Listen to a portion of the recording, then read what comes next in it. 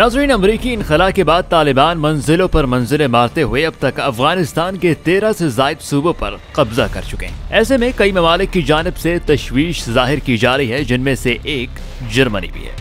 अमरीका बहादुर को अफगानिस्तान में आग लगाकर निकलना था तो निकल गया, लेकिन अब बात अफगानिस्तान में खाना जंगी से बढ़कर दोबारा बैनुल अक़वामी जंग की जानिब बढ़ रही है। सब्सक्राइब करें धरती न्यूज यूट्यूब चैनल, पास ही मौजूद बेल आइकन को दबाएं और रहें धरती की हर खबर से बाखबर। जर्मनी ने ऐलान किया है कि अगर तालिबान इक़्तिदार में आए, शरीयत नाफिज की और अपनी खिलाफत कायम की तो अफगानिस्तान की माली इमदाद बंद कर दी जाएगी। जर्मन नशरियाती इदारे से बात करते हुए जर्मन वजीर खारजा हाइको मास ने कहा कि तालिबान जानते हैं कि अफगानिस्तान बैनुल अक़वामी इमदाद के बगैर नहीं चल सकता।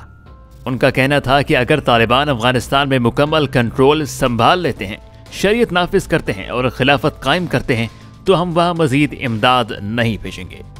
वाज़ेह रहे कि जर्मनी अफगानिस्तान को सालाना 43 करोड़ यानी तकरीबन 82 अरब पाकिस्तानी रुपए से जायद की इमदाद देता है। वजीर खारजा हाइको मास ने मजीद कहा कि जर्मनी की हुकूमत ने अफगानिस्तान में तवील मिशन के ख्याल पर गौर किया था, लेकिन वो नेटो से बाहर काम नहीं कर सकती थी। अफगानिस्तान में बढ़ते हुए खतरे को वाज़ेह करते हुए वजारत खारजा ने जर्मन शहरियों के लिए अपनी हिदायत तब्दील की और इनसे कहा कि वो फौरी तौर पर मुल्क छोड़ दें। उधर फ्रांस ने भी जर्मनी और हॉलैंड के बाद अफगान मुहाजिरीन की जबरी वतन वापसी रोक दी है। क़राइन ये बताते हैं कि अफगानिस्तान को एक और बड़ी जंग में धकेला जा रहा है और मुमकिना तौर पर इस बार जंग अमेरिका के बजाय इसके मगरबी इत्तेहादी यानी यूरोपीय ममालिक लड़ेंगे।